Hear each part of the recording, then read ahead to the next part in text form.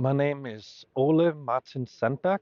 I work at the Institute of Philosophy and the Center of Ethics at the University of Iceland, where I'm also heading a project and a network called Climate Change and Affect for Social Science and Humanities.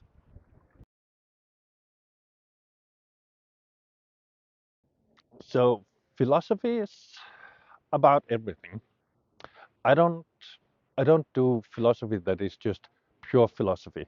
I don't think that makes sense. That's just logic, and um, I think every science, every field has a philosophical component to it. When we step away from just looking at the data and start thinking about the bigger picture, and we see how it's connected to other things, then we're doing philosophy.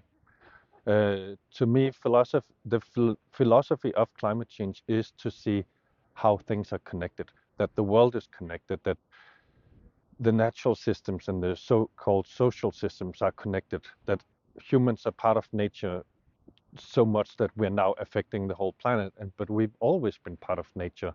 So the one very clear example of a philosophical focus is we tend to think of humans as something outside of nature, either as in the old way, like we can dominate nature and control it and use it as just resources, or in the environmentally benign way where nature is something we need to protect and not touch and not interact with.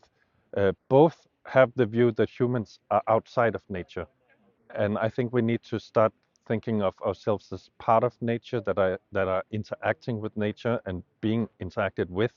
Nature is also active, um, and that makes things a little more complicated because we can't help but interact with nature, and that's fine. All animals change their environment. Light can change their environment. We're part of an environment. We just need to find the very delicate balance of how should we then, you know, act.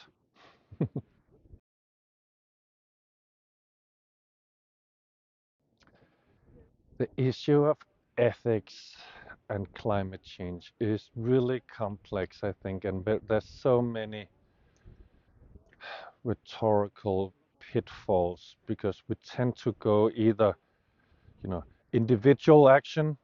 I need to do everything I can to live perfectly, not use plastic straws, drive as little as possible. And like, I bike to work every day.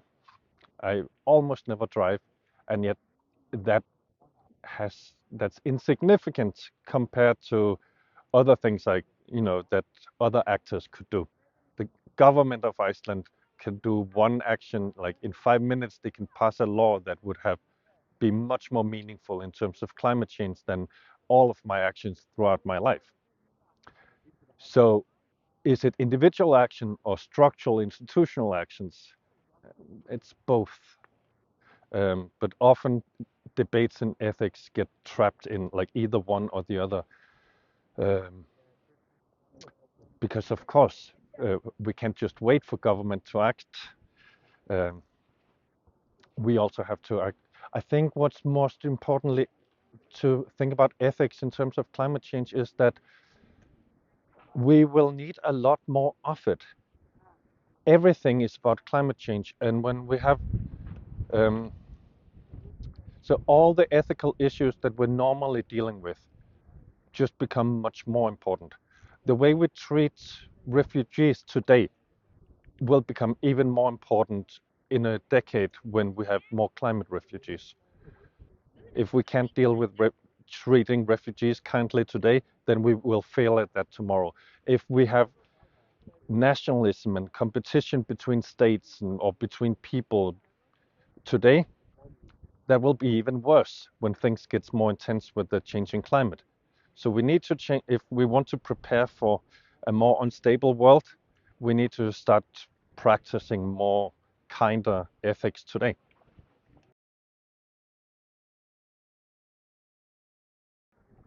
I think a lot of people feel powerless. Um, I think we all do. climate scientists especially, and people who teach this. But we are not, because we're thinking of it as an isolated thing, like what can I do to fix the climate? And there's not much I can do to fix the climate, but the climate is changing and everything is changing with it.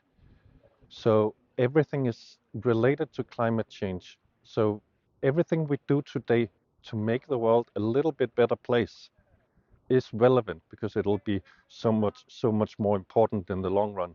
So yeah, everything you do, what are you doing today to make the world a kinder place with more solidarity, more stronger connections, more community?